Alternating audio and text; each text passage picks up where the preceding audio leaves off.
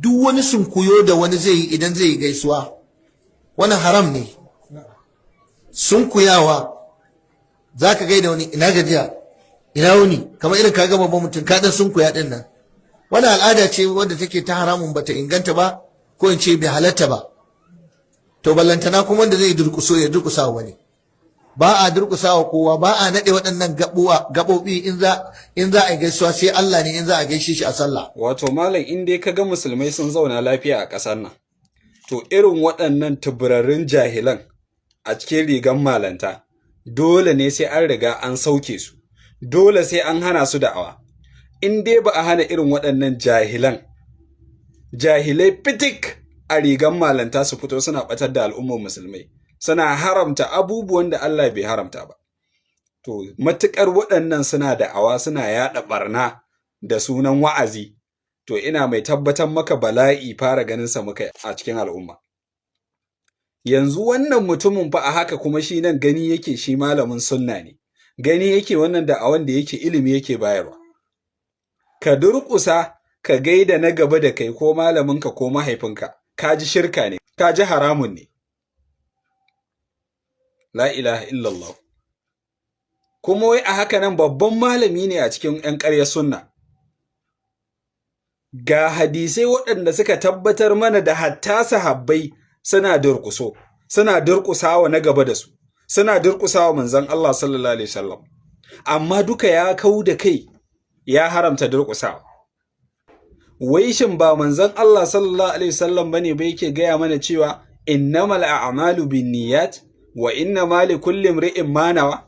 Haƙiƙa kowanne aiki yana tafiya ne da niyyarsa, kuma kowane mutum yana samun wato ladan aikinsa ne daga niyyar da ya ƙudurta. Yanzu idan ka durƙusa ka gaida na gaba da kai, shin ka ƙudurta a ranka cewa bauta masa kake yi? Ko ku a'a ka ƙudurta a ranka cewa kawai kana girmama shi ne? Wai wacce irin tosasshiyar ƙwaƙwalwa mutanen da suke fama da ita ne? To a cikin Alƙur'ani akwai ma ayoyin da suka tabbatar da an yi sujjada wa wani Allah, kuma amma da yake ba da niyan bauta aka yi ba a kafirta ba. Mala'iku sun yi wa annabi Adamu sujjada, ko? Sujjada da sunan sujjada haka ta zo, amma sun yi ne da niyan bauta, su fa sujjada suka yi, ba wai durƙusawa ba, sujjada suka yi, amma ba su zama kafirai ba, wani Allah fa suka yi wa. Sannan bayan haka iyayen annabi Yusuf sun durƙusa sun masa sujjada, haka yazo Alƙur'ani da sunan sujjada. Wa rafa'a abawaihi 'alal arshi wa kharru lahu sujjada, haka yazo Alƙur'ani. Kenan iyayen annabi Yusuf alaihi salam su ma sun kafirta kenan? To bari mu shiga hadisai, ai ka san wayannan mutanen sun fi kowa ƙaryar bin kitabu was sunna ko? To bari mu shiga hadisai mu gani shin akwai inda sahabbai suke durƙusawa annabi sallallahu alaihi wasallam ko kuwa babu. A cikin sahihul Bukhari, Imam Bukhari ya kawo a cikin kitabul ilmi, a cikin babu man baraka ala rukubatayhi inda al-imami aw al-muhaddith, wato a cikin babun wanda ya durƙusa akan guyawunsa a gaban jagoransa ko malaminsa. Abun mamaki. A hadisi mai lamba 93, sannan Imam Muslim shi ma ya kawo wannan hadisi a cikin Kitabul Fada'il, cikin babu tauƙirihi sallallahu alaihi wasallam wa tarku ikthari su'alihi sallallahu alaihi wasallam, wato babin girmama manzon Allah sallallahu alaihi wasallam da kuma wato barin yi masa tambayoyi waɗanda suke na ƙure ko kuma tambayoyin da ba wai don neman sani ba. Kaji fa, a cikin waɗannan babuka guda biyu Imam Bukhari da Imam Muslim suka kawo wannan hadisi. Shi Muslim ya kawo shi a hadisi mai lamba 2359, shi ko Imam Bukhari ya kawo shi a hadisi mai lamba 93. Ga yanda hadisin yake. Haddathana Abul Yaman, Abul Yaman ya ba mu labari. Qala yace akhbarana Shu'aibun, Shu'aibu ya ba mu labari. an zuhuri daga zuhuri qala zuhuri ya ce akhbarana Anas ibn Malik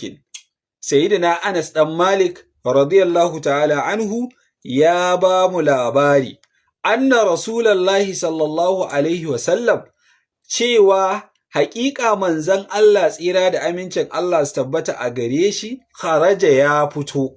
wato wata rana manzon Allah sallallahu alaihi wasallam ya fito faqama Abdullahi ibn Huzafata sai Abdullahi dan Huzafata ya miƙe wato wani kenan daga cikin mutanen da ke wajen sai ya miƙe sunan shi Abdullahi ibn Huzafa sai ya miƙe faqala sai ya ce wa manzon Allah sallallahu alaihi wasallam man abi waye babana wato yaya sunan babana wato in ka lura kaman tambaya ce ta ana so a gani manzon Allah sallallahu alaihi wasallam zai iya faɗin suna saboda babansa a wannan lokaci ba mutum ne wanda mutane suka sani ba sai ya tari manzon Allah sallallahu alaihi wasallam manzon Allah yana fitowa sai ya ce wane ne babana faqala sallallahu alaihi wasallam sai manzon Allah tsira da aminci Allah sabbata a gare shi yace abuka Hudhafata ai babanka sunansa Hudhafa manzon Allah sallallahu alaihi wasallam ya gaya masa sunan baban nasa thumma akthara an yaqul daga nan sai manzon Allah sallallahu alaihi wasallam ya dinga maimaitawa yana cewa saluni saluni ku tambaye ni ba tambayoyi kuke so ku mun ba ku tambaye ni dan ku kure ni to ku tambaye ni manzon Allah sallallahu alaihi wasallam ya dinga maimaitawa shine thumma akthara an yaqula saluni manzon Allah sallallahu alaihi wasallam sai ya dinga maimaita cewa ku tambaye ni kaji annabi kenan sallallahu alaihi wasallam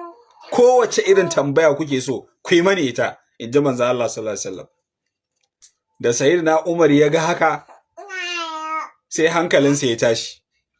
saboda ya lura manzon Allah sallallahu alaihi wasallam ransa ya sosu da wannan tambaya da aka yi masa kaman dan a kure shi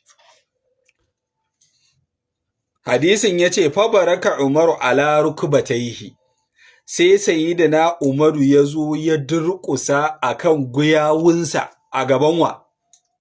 a gaban manzon Allah sallallahu alaihi wasallam ya durƙusa akan guyawunsa kaji fa kai da kake kallon mutane kana ce musu wai su durƙusa wa shugabansu ko su durƙusa wa iyayensu haramun ne to kaji zo ka dora laifi akan sayyidina Umar a nan waje zo ka haramta wa sayyidina Umar zo ka gaya mana sayyidina Umar haramun ya aikata a nan wajen fa baraka Umaru ala rukbatayhi sai sayyidina Umar ya zo ya durƙusa akan guyawunsa a gaban Annabi sallallahu alaihi wasallam faqala yace radina billahi rabban wallahi mun yadda Allah shi kadai ne ubangiji wa bil islami dinan kuma mun yadda addinin musulunci shi kadai ne addinin gaskiya wa bi Muhammadin sallallahu alaihi wasallama nabiyan kuma mun yadda kai annabi Muhammadu sallallahu alaihi wasallam wallahi kai annabin Allah ne fasakata daga nan manzo Allah sallallahu alaihi wasallam sai ya shiru bai sake cewa saluni ba bai sake cewa ku tambaye ni duk abin da kuke so ba kamar yanda ya ninga maimaitawa da farko kaji manzo Allah an durƙusa gabansa kuma aka ce fasakata yayi shiru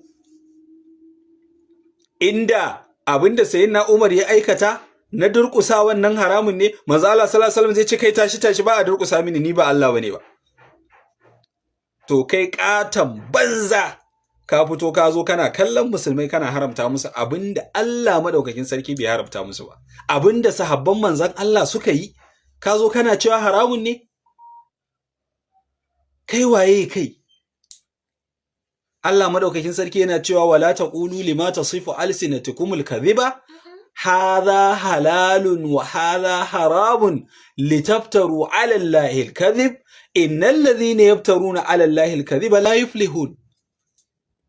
yuflihun kada ku rika kallon abubuwa da irin abinda harsunanku suke sufanta maku ku kalli abu ku ce wannan halal ne ku kalli wannan ku ce wannan haram ne kuna kantara wa Allah uwar ƙarya haƙiƙa duk waɗanda suke shafta wa Allah ƙarya ba sa taɓa samun rabo to durƙusa wa na gaba durƙusawa iyaye wajen gaisuwa don girmama su, durƙusawa malamai, durƙusawa shugabanni, abu ne wanda yake tabbatacce a cikin addinin musulunci kitaban wa sunnatan. Kitaban wa sunnatan. Amma kun iya ku kalli wani ku ce masa ɗan ƙalaƙato ba bai yi imani da hadisan manzon Allah ba sallallahu alaihi wasallam. Ku kuma kuna ganin nassin hadisin gashi ƙarara a bayyane, za ku take ku bi son zuciyanku.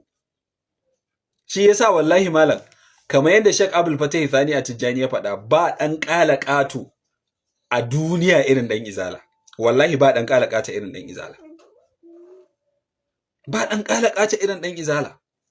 Ga hadisin ƙiri-ƙiri ya sani kuma ya san an san hadisin, zai fito ya rufe idonsa akan hadisin, ya faɗa abin da ransa yake so, kuma haka jahilai su kabbara su bi shi haka. Allah maɗaukakin sarki ya tsare mu daga sharrin waɗannan mutane jahilai a rigan malamai. Allah maɗaukakin sarki ya ƙara shiryar da mu akan hanya madaidaiciya, ya ƙara mana ƙaunar manzon Allah sallallahu alaihi wa sallam.